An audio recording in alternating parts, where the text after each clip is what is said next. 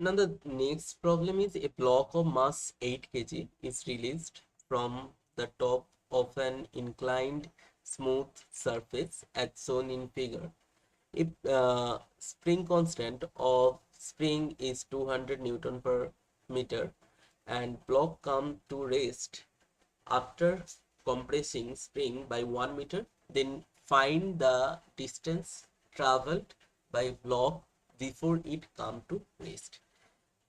তো এটা উম, বোঝার জন্য প্রথমত হচ্ছে এটা তো 8 কেজি, এর মাস যদি এম হয়, এটার নিচের দিকে ফোর্স কত কাজ করছে, এম জি কাজ করছে। ওকে, আর এটাকে এইভাবে করতে পারি, এটা আমাদের থিটা, এই দিকটা আমাদের কি কাজ করছে, এম জি সাইন থিটা কাজ করছে। এবার এই এম জি সাইন থিটার জন্য ব্লকটা অ্যাকচুয়ালি এই স্মুথ সারফেসের উপর দিয়ে গতিশীল হবে, মুভ করবে।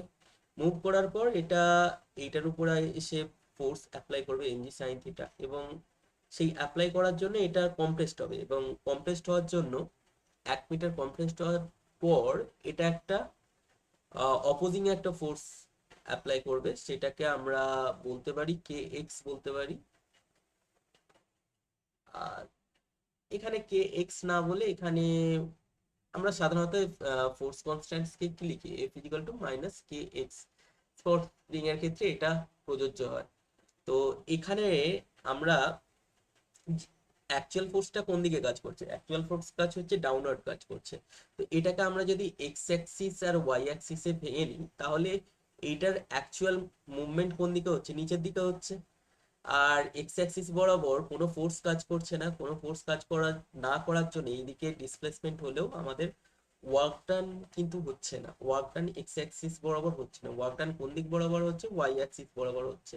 এবং এই ওয়াই অ্যাক্সিস বরাবর নিচের দিকে নামছে যেহেতু, এই পোর্শনটা আমরা যদি এখানটা এসে থামছে, ঠিক আছে, এখানটা এসে থামছে, এই ডিস্টেন্সটাকে আমরা যদি এইচ ধরি, তাহলে কতটা নামলো বস্তুটা, বস্তুটা নেমেছে হচ্ছে এইচ ডিস্টেন্স। এবার এই পোর্শনের রেসপেক্টে এই পোর্শনের পোটেনশিয়াল এনার্জি কত ছিল, একদম এইখানটা, এখানটা পোটেনশিয়াল এনার্জি ছিল হচ্ছে আমাদের এম জি এইচ। ওকে, এবং এই এম জি এইচ পোটেনশিয়াল এনার্জিটাই কি হচ্ছে, আমাদের কাইনেটিক এনার্জিতে কনভার্ট হয়েছে, কনভার্ট হওয়ার পর এই স্প্রিং এর উপর এসে পড়েছে। স্প্রিং এর উপর এসে পড়ার পর এই পোটেনশিয়াল এনার্জিটাই স্প্রিং এতে কনভার্ট, স্প্রিং এর যে এনার্জি কে এক্স এর জন্য যে আমাদের ইলাস্টিক যে কনস্ট্যান্ট থাকে, স্প্রিং কনস্ট্যান্ট থাকে, এর মধ্যে চাপ ফেলছে, চাপ ফেলার জন্য আমাদের স্প্রিং এর মধ্যে এই এনার্জিটা স্টোর হচ্ছে। কিভাবে তো স্টোর হচ্ছে, হাফ কে এক্স স্কোয়ার হয়, যেহেতু আমরা নিচের দিক বরাবর নিচ্ছি, এটাকে আমরা ওয়াই স্কোয়ার ধরি, নিচের দিক বরাবর নিচ্ছি সেই হিসেবে ওয়াই স্কোয়ার ধরলাম। তো ওয়াই এর ভ্যালুটা কত বলে দিয়েছে, 1 বলে দিয়েছে। কে এর ভ্যালু কত বলে দিয়েছে, 200 নিউটন পার মিটার বলে দিয়েছে। এখন এই এইচ এর সঙ্গে কতটা ডিস্টেন্স গেছে, কতটা ডিস্টেন্স ট্রাভেল করেছে, আমি ধরলাম হচ্ছে এই যে ডিস্টেন্সটা, এখানটা নাম দিচ্ছি ও, এখানটা নাম দিচ্ছি এ, এখানটা নাম দিচ্ছি বি।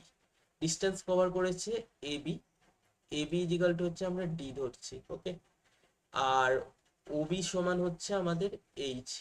আর এটা তো থিটা যদি হয়, এই অ্যাঙ্গেলটাও কি হবে, 30 ডিগ্রি হবে, এই অ্যাঙ্গেলটাও 30 ডিগ্রি হবে। আর angle O A B is equal two 30 degree. তাহলে আমাদের ডি এর সঙ্গে এইচ এর সম্পর্ক কি, এইচ ইজিক্যাল টু আমরা লিখতে পারি H by D sine theta হয়, তার মানে H equal to D sine theta, বা এখানে সাইন 30, ডি সাইন 30 ডিগ্রি।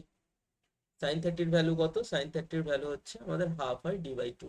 ওকে, তাহলে আমরা যদি এই এই ফর্মুলাতে ফর্মুলাতে বসিয়ে দিই, তাহলে কি পাবো, পাবো হচ্ছে এম হচ্ছে আমাদের কত 8, জি কে 10 ধরে নিচ্ছি, এইচ কত ডি বাই 2 ইকুয়াল টু কত হচ্ছে হাফ 200 ইন্টু ওয়াই মানে কত, ওয়াই মানে 1 বলেছে, 1 স্কোয়ার। এই নিচের দুটো কেটে দিচ্ছি, আর এই শূন্য আর এই শূন্য কেটে যাচ্ছে। তাহলে আলটিমেটলি কি পড়ে থাকছে, ডি ইজিক্যাল টু পড়ে থাকছে 20/8। 20/8 হলে 5/2, তার মানে 2.5, 2.5 সামথিং একটা আসছে আনসার, 2.5 মিটার।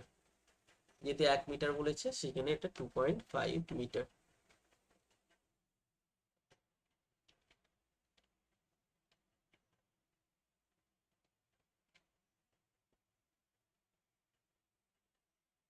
2.5 মিটার তাহলে আনসার হলো। এবার 9.8 হলে অন্য আনসার আসতে পারে, কাছাকাছি আসবে আর কি।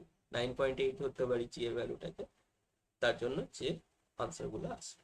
ওকে, বোঝা গেছে। মেনলি এখানে আর কি এনার্জির কনজারভেশন অফ এনার্জি।